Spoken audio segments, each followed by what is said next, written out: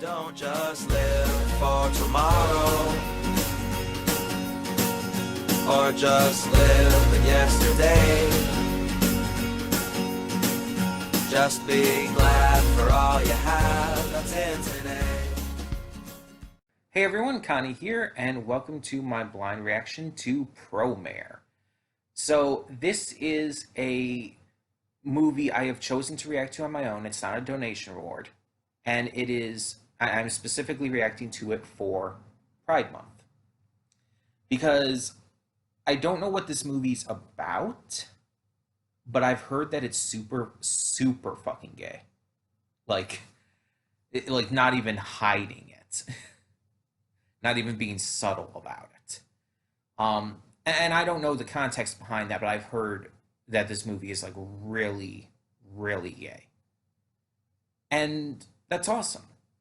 This is a Studio Trigger film, and honestly, I could see Trigger doing a big gay movie like this.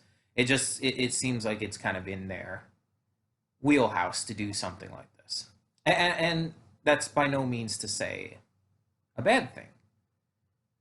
Trigger, for all of their works or the works of any company or whatnot that has come from them or they have come from, with like Gynax and all of that. I don't know exactly how that all went down, but um, they've always seemed to just be, with all the series I've seen from them, pretty accepting enough. Like they've never given me like a reason to believe that they were very conservative in their ideals or whatnot. Um, a lot of the stuff I've seen from them has been pretty okay, pretty okay. I don't know how else to word it. I'm terrible at wording shit. You know that.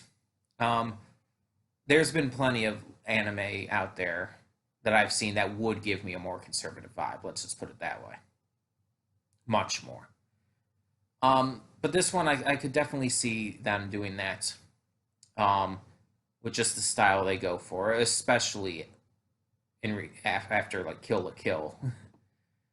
And I'm very interested to see what this is about because I know nothing about the plot or the characters. I've seen the character designs, for I assume two of the main characters, but that's it. Like I know what they look like, and that's literally it. I I know nothing about this, and the reason really is I never was interested because I've never been a big fan of Studio Trigger, Gynax, whatever you want to say, whichever company. Again, they're all pretty much the same thing. There's only been a couple things from them that I've ever really liked. Um, and to be fair, there's some stuff like Kill la Kill itself that I probably should give a second chance to. Um, but I don't know if I ever will get to that. Um, I don't know. See in the future. But yeah, it's just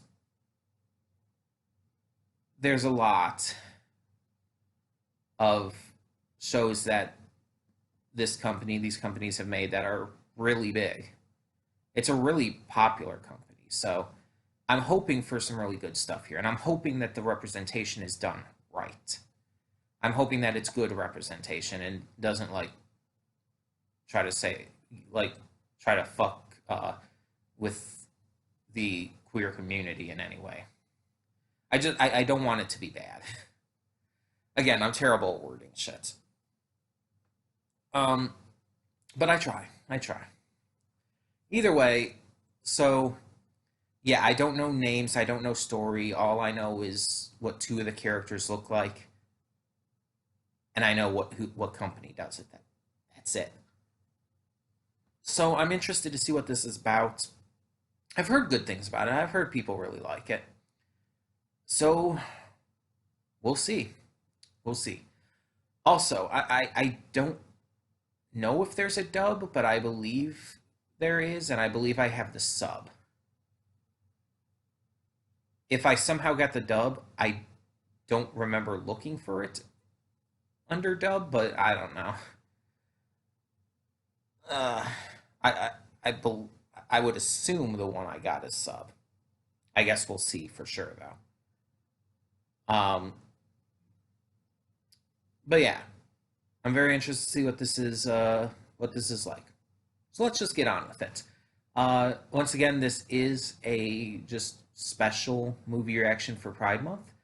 Um, just something to help celebrate the month, to have some fun, do something a little extra, you know. So we're just gonna get this started. So when the screen fades to black, pause this redirect and go to the description below. Follow the link to the reaction, and after you watch it, come back here to the redirect and resume play. Because after it fades to black and then fades back in, everything from that point forward will be my afterthoughts and will contain spoilers to the movie. So that being said, thank you so much for tuning in, and I will see you at the reaction. And we are back, and we'll begin with spoilers in 3, 2, 1, now. So I had to look up to see what people were talking about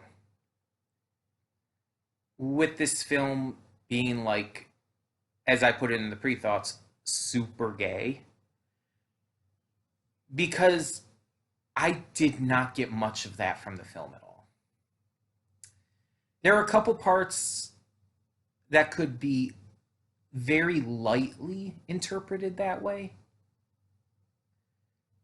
But overall, it seems at the very best subtext.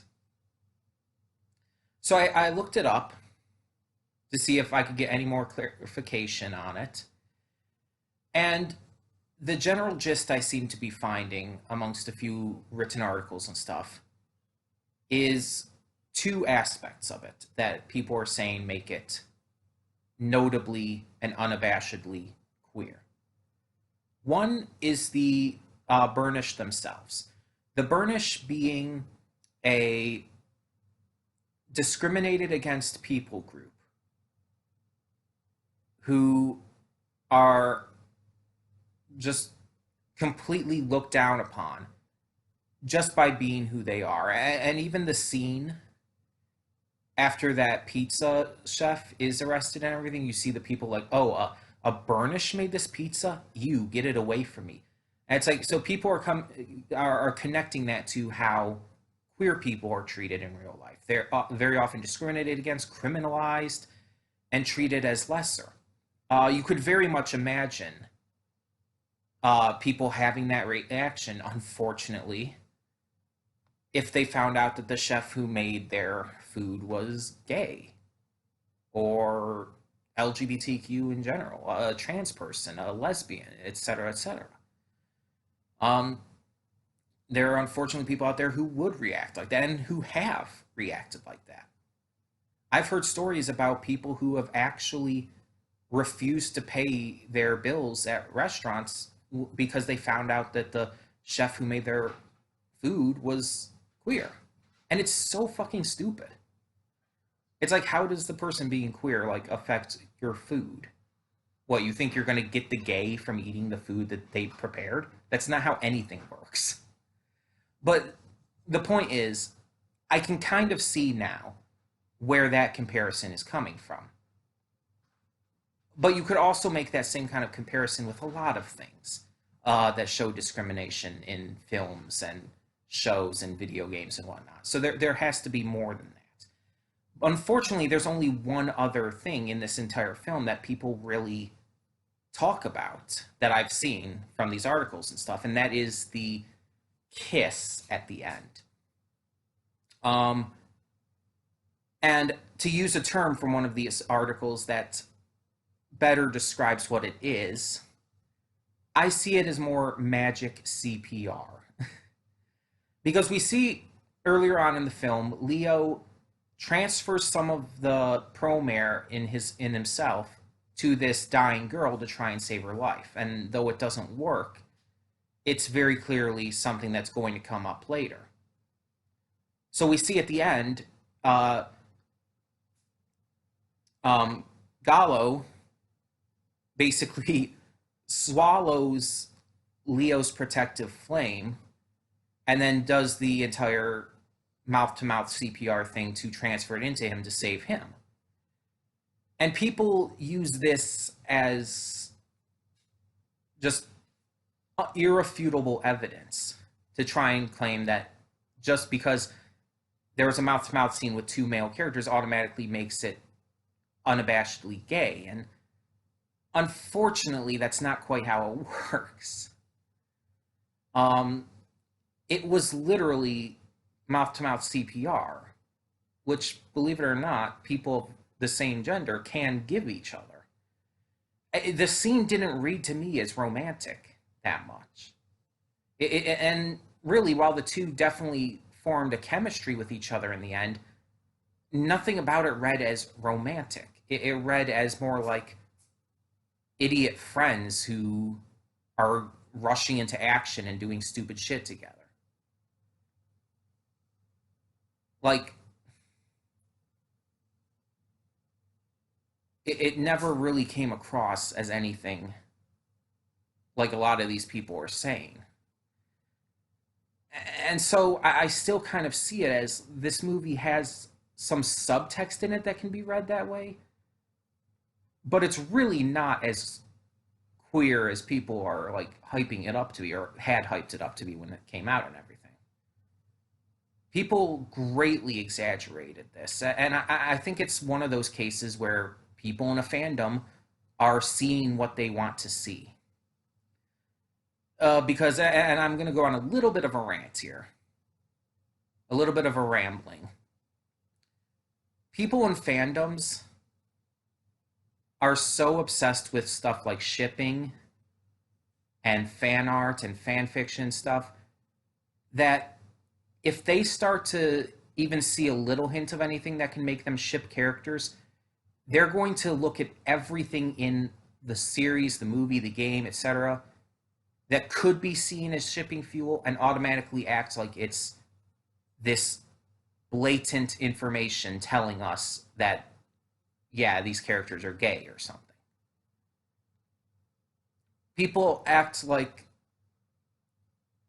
characters in a show interacting positively, basically in any way, is a sign that they have feelings for each other. And this was a big thing with, like, for example, Supernatural, with Dean and Cass, who never once in the series came across as having romantic chemistry with each other, yet everyone was acting as if they did just because they were nice to each other and that they cared for each other. And yes, loved each other, but love is not always romantic. And so it's like when, by the end of Supernatural, things didn't go the way these people wanted, they got angry and accused the show of queer baiting and shit, even though that's not what happened, because they just didn't get what they saw that wasn't even there. And I kind of think it's similar here. People are seeing it because they want to see it. And there's nothing wrong with wanting to see it. There's nothing wrong with shipping these characters. There's nothing wrong with drawing fan art of them, or writing fan fictions, or whatever else. That's completely fine. I have no issue with people even saying that they like them as a couple. It's just, it kind of bothers me a little bit when they do say, like, oh, this movie is unapologetically 100% queer, that it's completely gay, and that these two are gay, acting as if it's this canon thing when it's not, when there's no actual real evidence of it in the film. And I love when we do get actual queer representation in media. I've done panels at conventions about that very topic, and will probably do so again in the future once conventions start getting back to normal and start getting going again. I love watching anime like Carol and Tuesday, or One Piece, or My Hero Academia, that have great queer representation, even if not as much as we might like.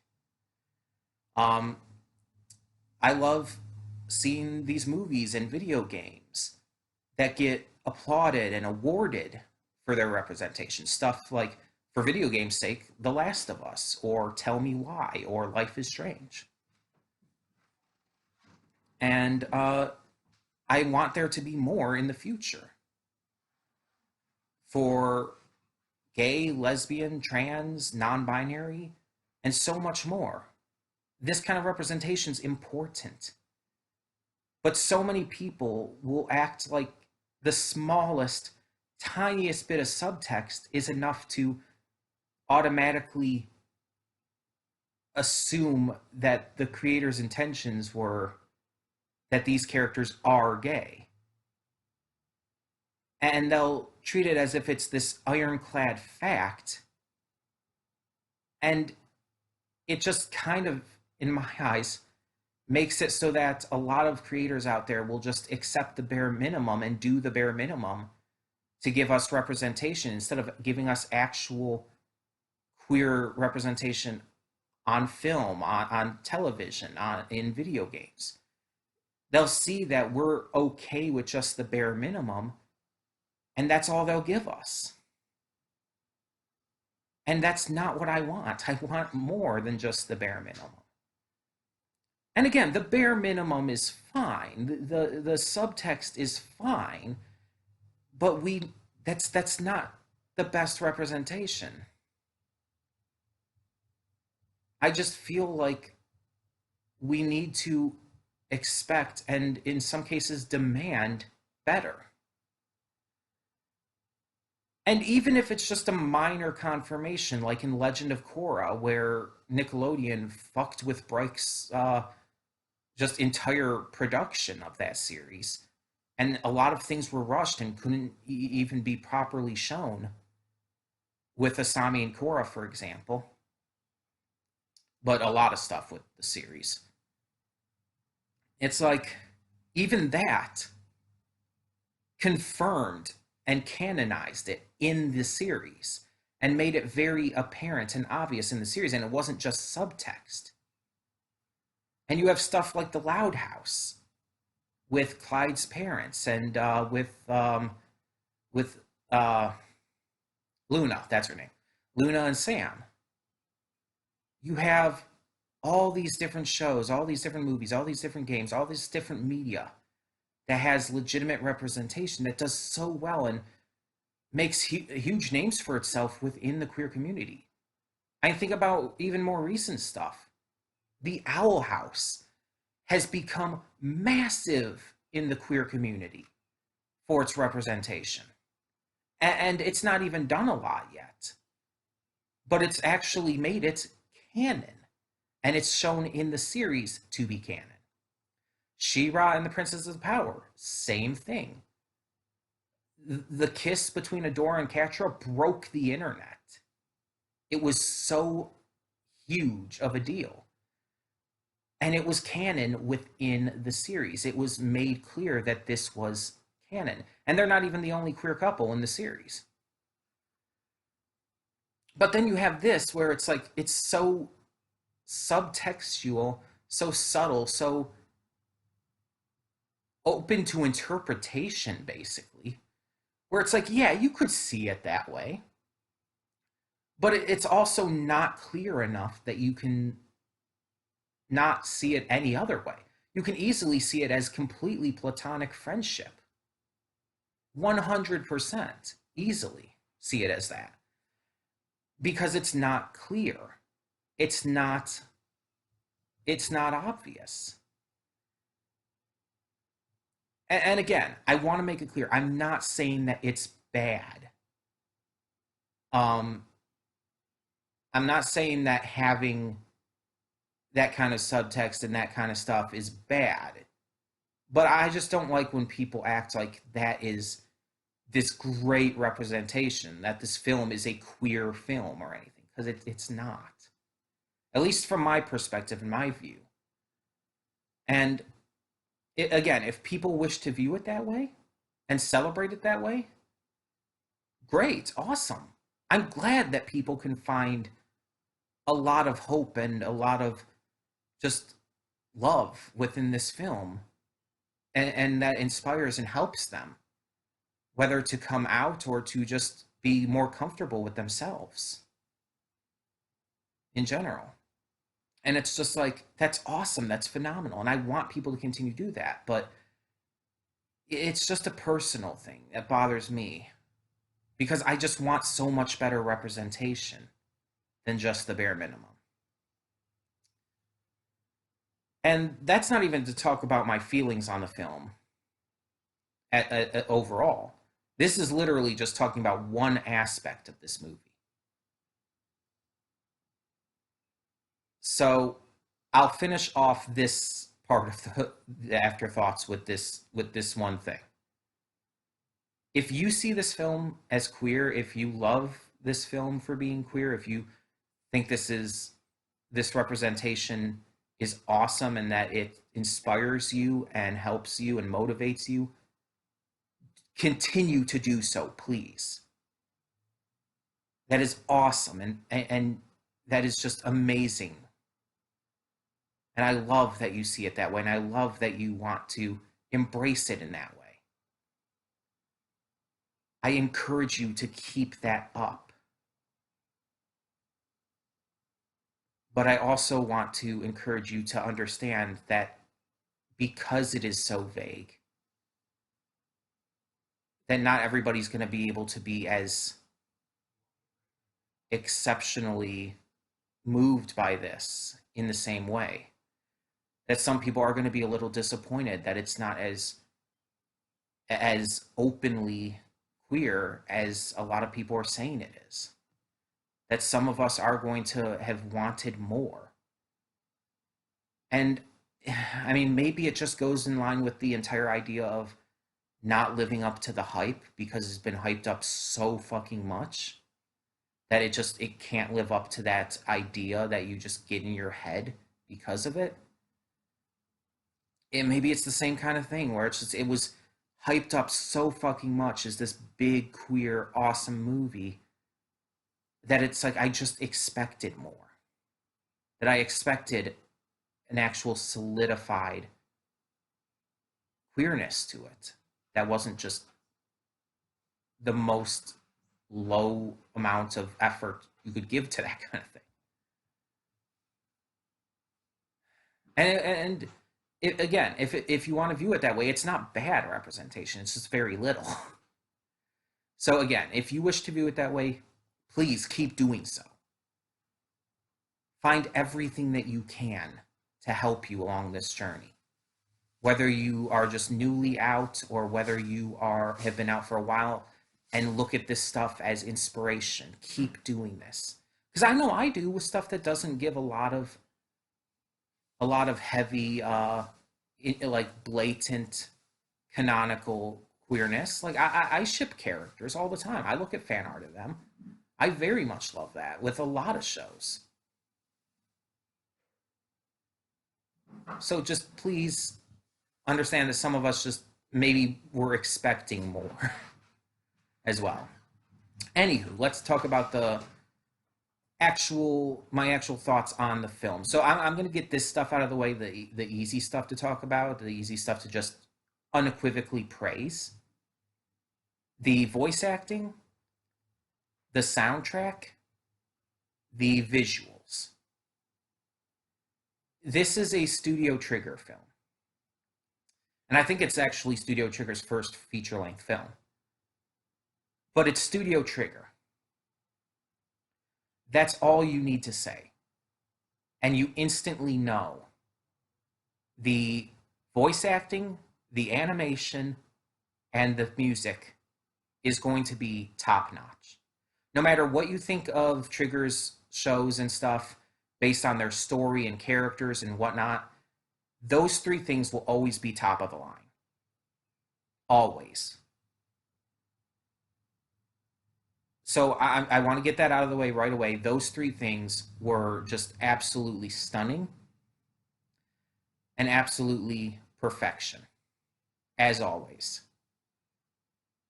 But now we get into the stuff that isn't always perfection with Studio Trigger, and that is the story and characters. The studio has had a mixed record with this. Sometimes very good, sometimes very bad, sometimes just kind of in the middle. Sometimes there's a few issues here and there, but it's mostly good. And sometimes it's mostly bad with a few really good things here and there.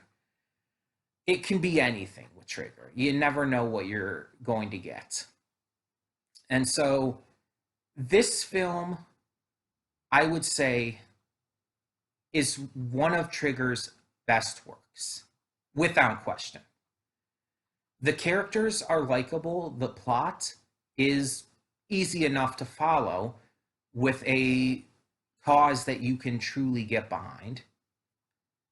And while there's a lot of side characters who don't amount to much in this, they help flesh things out. They help flesh out the world and flesh out the characters who do matter.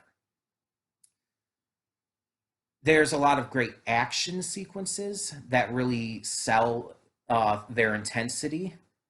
There's a lot of just really fun moments and confrontations, and it truly feels like a Trigger property that is just going all out, not holding anything back, and being completely unashamed of that.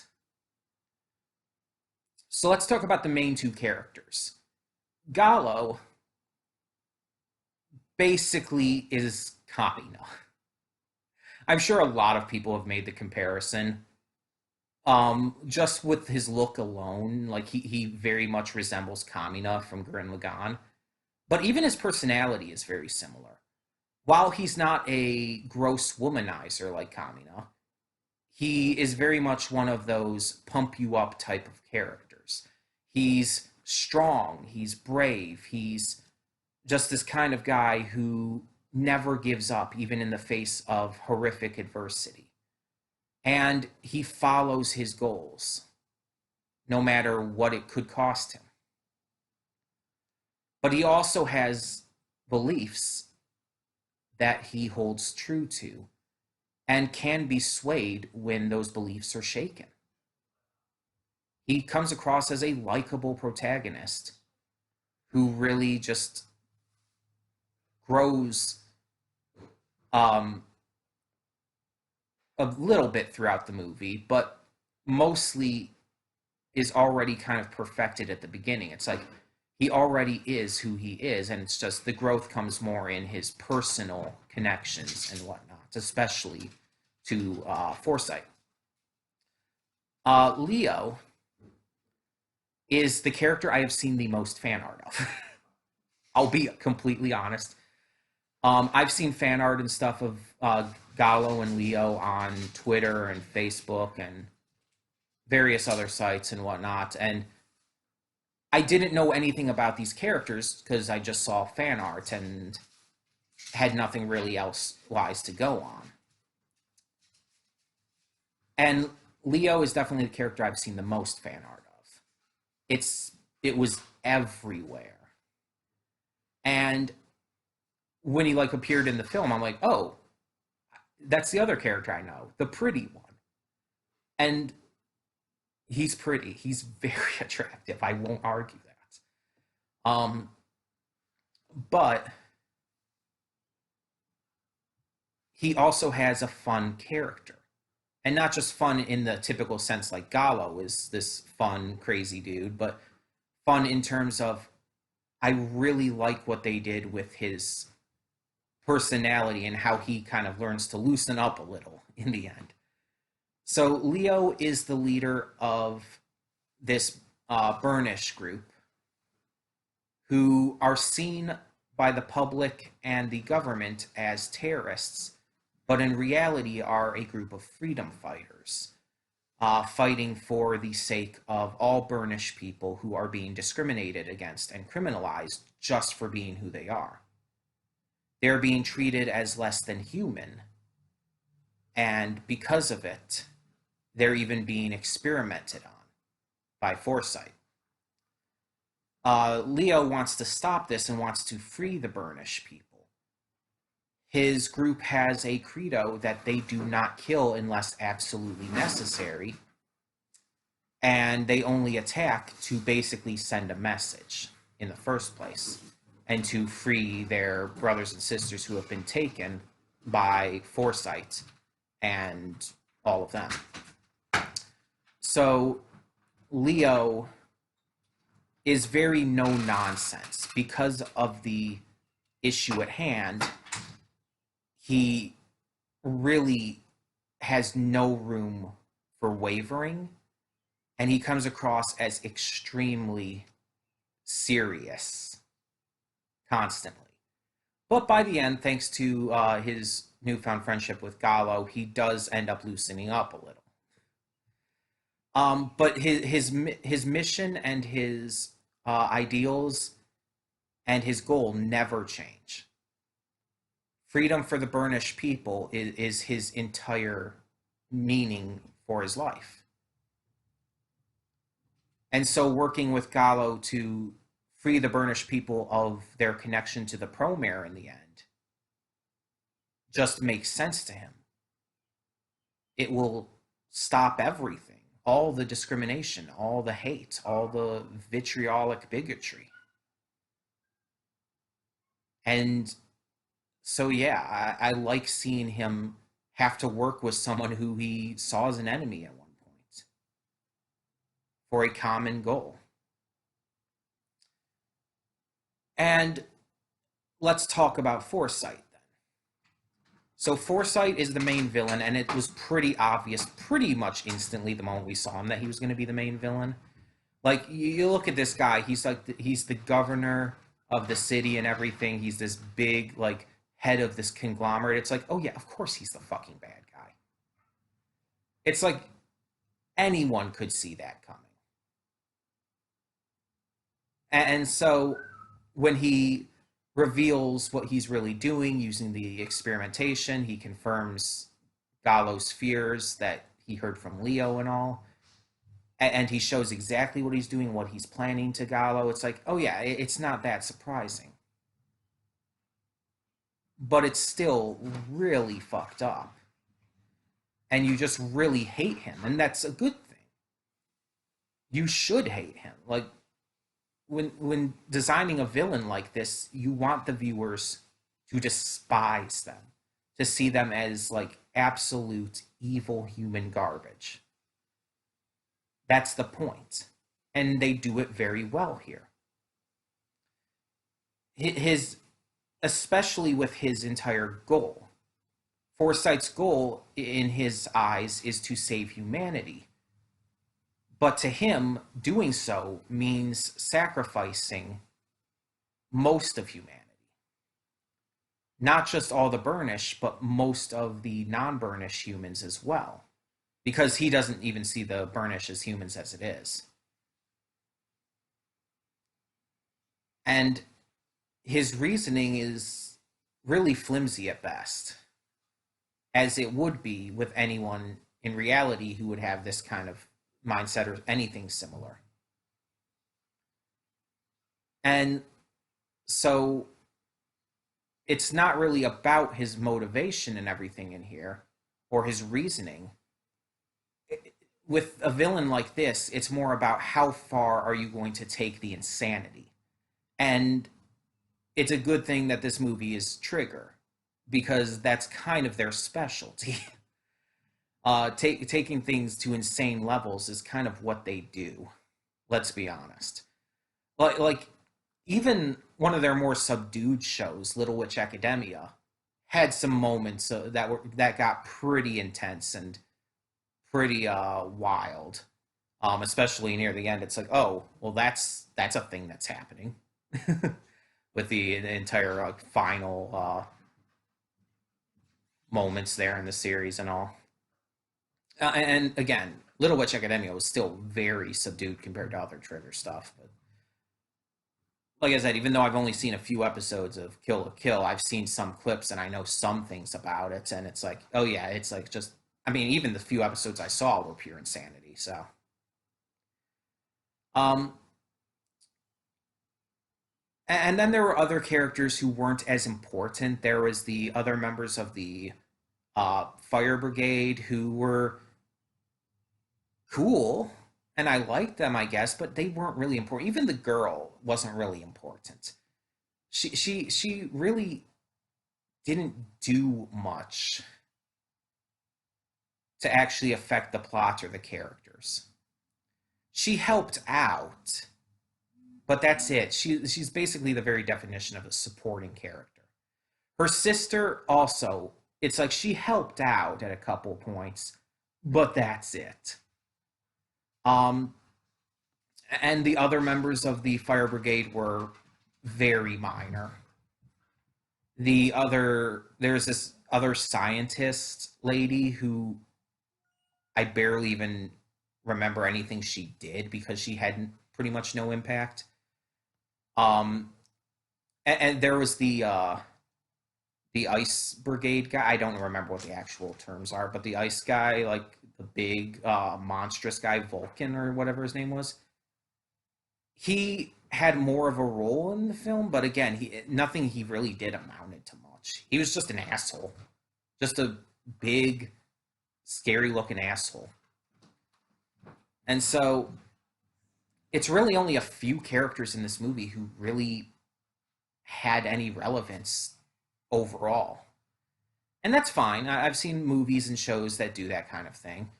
And supporting characters are necessary. And for what we had, the supporting characters were likable. They were fun. They were entertaining. Leo's two generals, I guess you would call them. It's like we know nothing about them except like their names are mentioned in the credits or whatnot. Um, they have almost no real role in the story, but you kind of like them. And again, it's the same with a lot of these other characters you see. It's like you enjoy watching them, but you know that this story really only centers on three characters. The story itself, I like the backstory we got and how all of this went down and what even the story is. Like, because as I mentioned in the pre thoughts, I went into this knowing nothing. I didn't know what this was going to be about at all. I had no idea it was going to have to do with basically firefighting and pyrokinetic powers and interdimensional sentient fire. It's like I why would I expect that kind of thing? Any of that. But I liked it. It was explained well, the history of what happened when it first started 30 years ago and how it turned into the world it's at now. Um Even if the villain's motivation wasn't like anything amazing, it worked for this kind of story and it helped progress the plot forward, as did the motivations of both Gallo and Leo. And yeah, I enjoyed it. That's the biggest thing. I had fun with this film. It was entertaining. It was really fast paced and exciting. It was a good time. I wouldn't say it's like my favorite anime movie or anything. And again, I'm a little disappointed because with every bit of hype that was like talking about this as this big queer film, I really didn't get that as much. It felt very minor to me. Um, but just again, probably because of all the hype with that it was given. But either way, I still had a good time. I still liked the film. And again, just to reiterate what I had said before, if you see this film as like this great queer film and it inspires you and helps you and everything, please keep viewing it that way. It's so important for us to find movies that move us in that way and help us along that journey. Even if the movie or series or game or comic or whatever else isn't explicitly queer, if it helps us, that's what matters. There's a lot of things that helped me that aren't explicitly queer. A lot of things growing up that really helped shape me into who I've become. And even without initially realizing it, shape the way that would eventually lead me into realizing that I am queer, that I'm trans, that I'm pan, etc., etc.